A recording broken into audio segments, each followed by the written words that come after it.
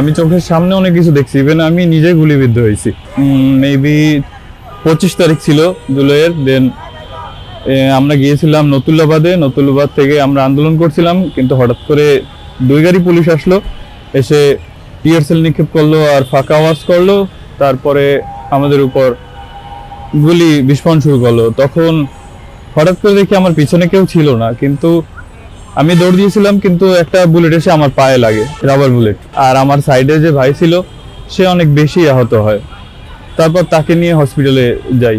তখন ভাই শুধু একটাই সিচুয়েশন চলতেছিল যে আমি শুধু বাঁচতে চাই, কিন্তু দেশের জন্য তো নিজের আত্মত্যাগ বড় না,